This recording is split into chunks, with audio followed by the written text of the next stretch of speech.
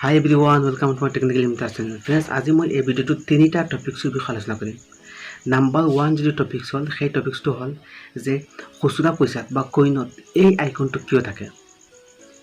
Number 2 যিটো topics হ'ল সেই টপিকছটো হ'ল যে গুগলৰ নাম GOOGLE কিয় হ'ল।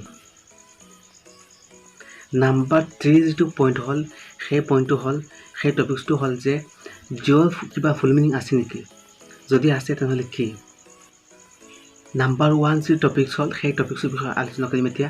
নাম্বাৰ 1 টপিকছটো হ'ল যে খুচুৰা পইচাত বা কইনত এই আইকনটো কিয় থাকে। এই আইকনটোত চাওক, এই আইকনটোত কেইটামান ৰিজন আছে।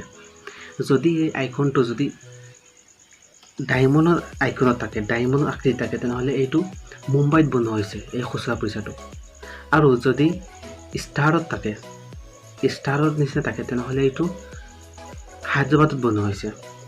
আৰু যদি ডট থাকে, এনেকুৱা ডট থাকে, তেনেহ'লে এইটো নয়দাত বনোৱা হৈছে।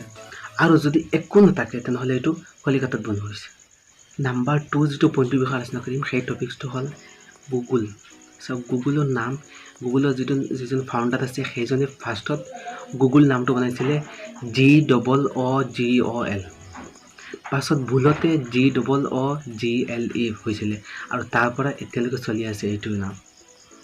চাওক, ইমান ডাঙৰ কোম্পানী কিন্তু নামটোহে ভুল।